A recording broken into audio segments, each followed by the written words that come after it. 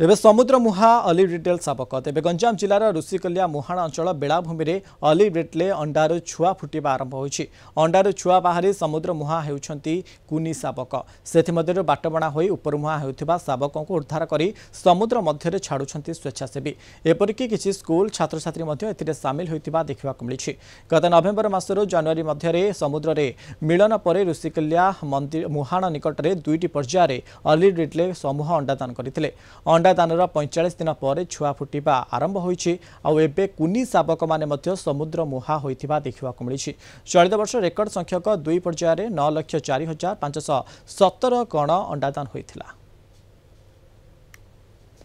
सचेतन होगा निहाती दरकार और लोक सचेतन करने दरकार। आपण माध्यम कलिंग टीवी माध्यम मुझे वार्ता देवी जे ये सचेतन समस्ते हूँ कईच अलिव रिटेल को बचापी ये सचेतन हूँ। काऊ ठू आरंभ कर चिले ठू आरंभ कर कुकुर ठू आरंभ कर बिलुआ ठू आरंभ कर समस्त मुह ये रोचे अंडा उपर। तेणुक आम के सचेतन करवा सुरक्षित रखा और सुरक्षित भाव समुद्र को छाड़ा ये गाँ अंचल परिवेशविद माने समाजसेवी माने समस्त आसी सचेतन करती। स्कूल पिला माने आसी साहाय्य करती सहयोग करती।